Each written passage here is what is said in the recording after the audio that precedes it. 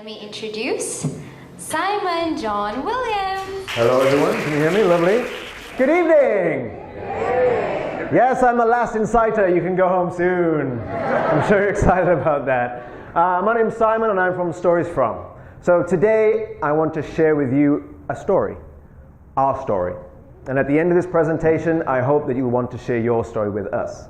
So what I'll do in this very, very quick presentation is tell you about the projects that we do, how we do the projects, and then the future directions and where we want to be later on. Okay, I'm an educator. I work in a university and I've been a teacher for over 12 years now, a long time. So I love teaching, I love my classes, but most of the time my students usually look like this. It's kind of depressing, but that's how it goes, you know? Especially when the class is 8 a.m. on a Monday morning. Yeah.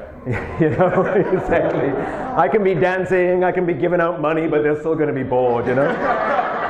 Anyway, so I always want to try and motivate my students in a different kind of way. I use project-based learning, I want them building websites, I want them making videos, and I want them getting engaged in the learning process. But I always felt like there was something missing from the projects that we did in the classroom. And I think the missing element was people and some kind of connection.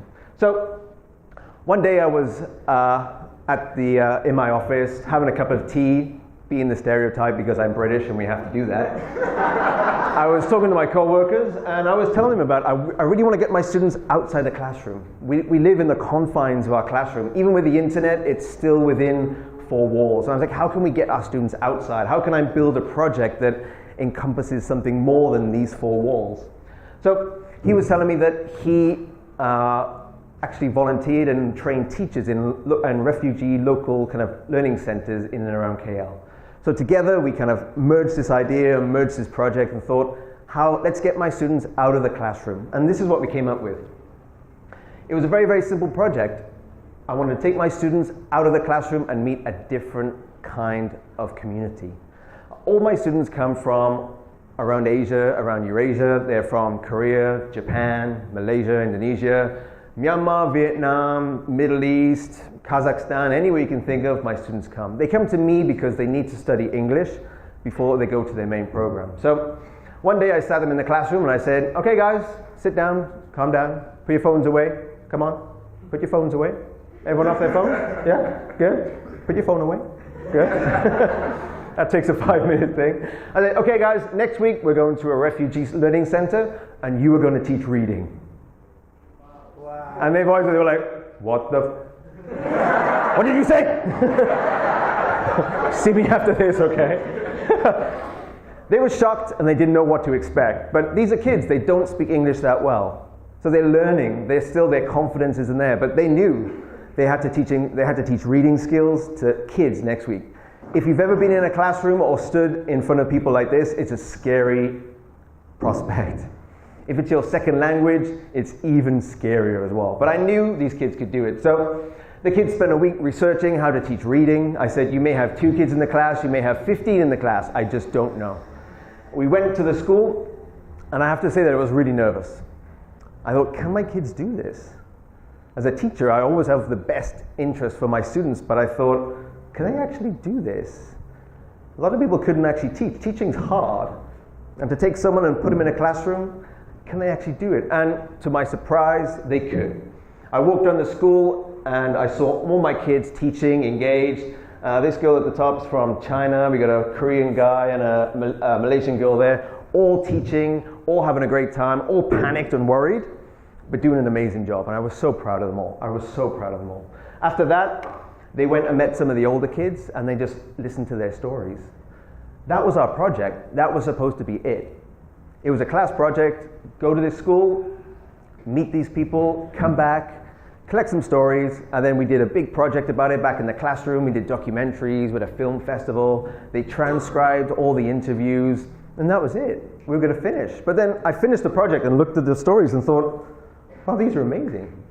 More people need to know these. And someone said, I'm going to go this part. Someone said, you should adapt them.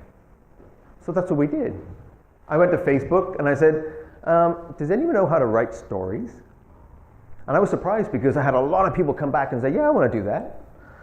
And then, so we adapted the stories. When we had the stories, someone's like, it'd be really good if we could illustrate these with pictures. And I was like, well, I don't know any illustrators though. Facebook again. Anyone know any illustrators? Luckily, someone from my university, from the design school, came in and said, I think my students would like to do that actually. And from all this process, we got our first book, which was called Almost Home.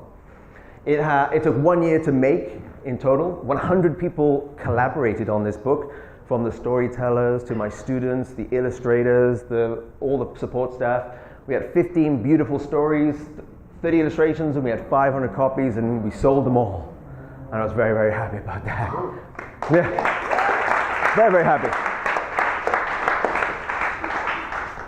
It was a year long, and I remember when the printers came and they delivered the book, and I was like, I hope this is good, because we have 500 of these. If there were any mistakes in this book, it's going to be really bad. Luckily, it turned out fine. So we all had an amazing time doing this. I think the students were engaged doing it. I was engaged doing it, and I refound my love of teaching.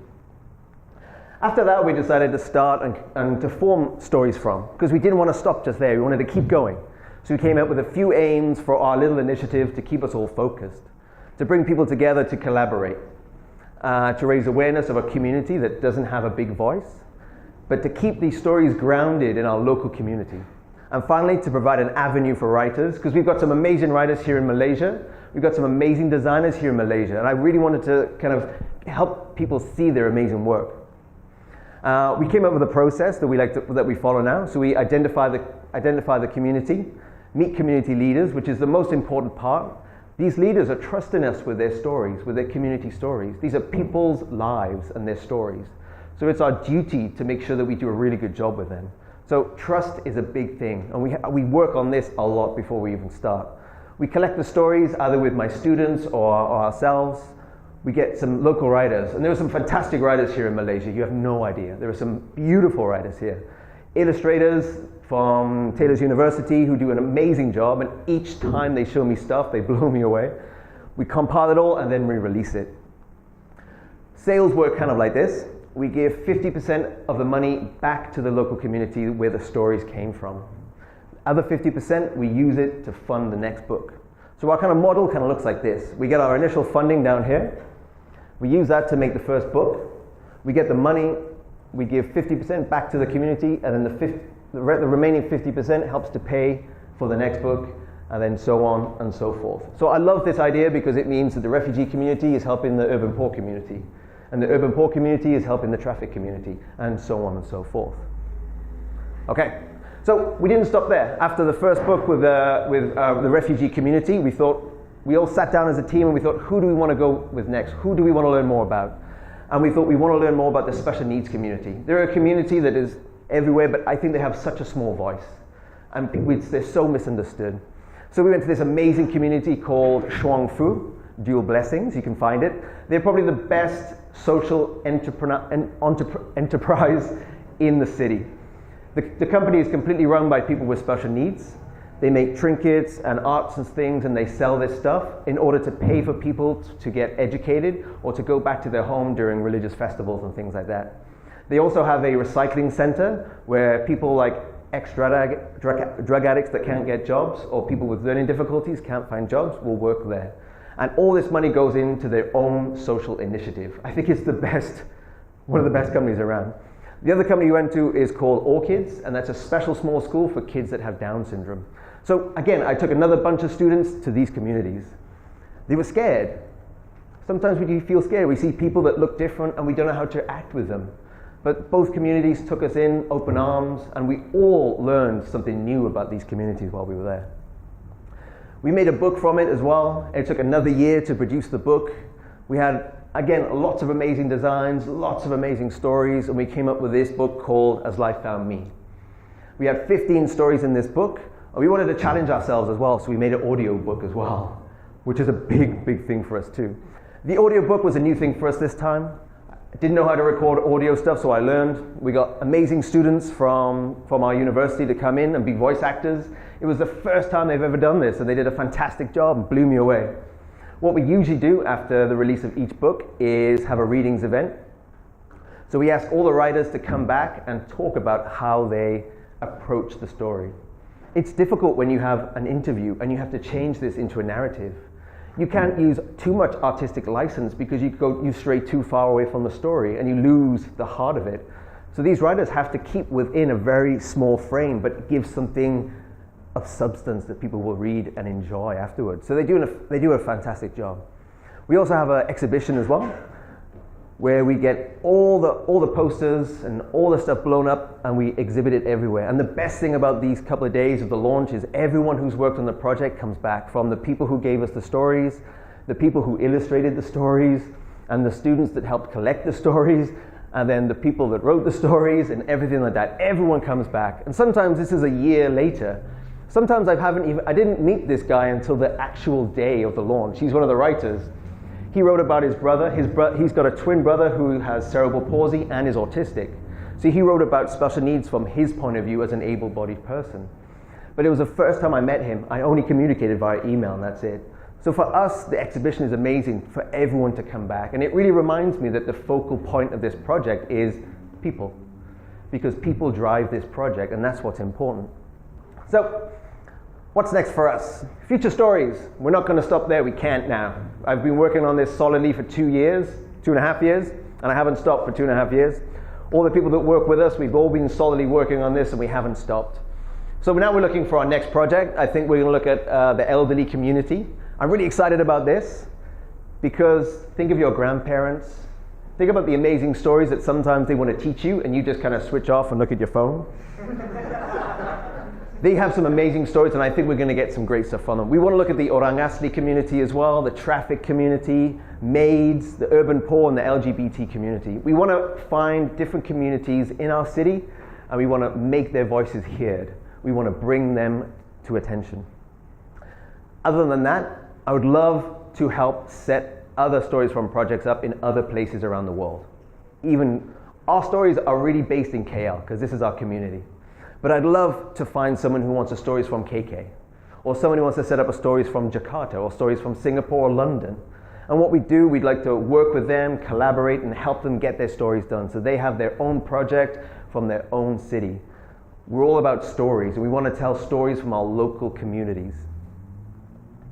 Finally, this is the book we're working on at the moment, and this is some of the artwork from the new book. It's called Dawn of a New Sky. It's we've gone back to the refugee community again, and we've gone to 3 schools in the KL area, Fuji, Pandawas, and ACR, and we met some amazing people. These people from these community come from Somalia, Afghanistan, Iran, Pakistan, Myanmar, all over the place, and we've met all these people, and they completely inspire us every single time. The artwork is looking beautiful for it, and I can't wait to compile it all together with all the stories. Here's some of the quotes from the book that we've already got as well, and I especially love this one that one of the kids said. It never occurred to me that one day I would become a refugee. And it's so powerful what these kids said. So we take the words from their interviews, and then we build a narrative around that. Here's another one. A lot of the kids from Myanmar had a really, really tough time. A really, really tough time. Their stories are the saddest thing I've ever heard, but stories that have to be told. And one of the final stories in the book is from a girl from Pakistan who will just completely blow you away, and she should become the prime minister of a country one day. She's so amazing, and she's 11 years old. And these are her words right here. And for an 11-year-old to be able to say that really is amazing. So, this is stories from. We've got our website at the top. And it's our new website, so it should be finished very, very soon. We've got a Facebook page /community stories, and then my email address right here. What we are looking for, because we're a team of collaborators, we always need more people to help us. So if you are a writer, if you know a writer, if you're a designer, layout, compilation, even if you're a business person, social media, photography or anything, please do get in touch with us, because we'd love to work with you. The more people we work with, the better our project becomes. And that's what it's all about. So thank you. I'm Stories From. Please tell us your story.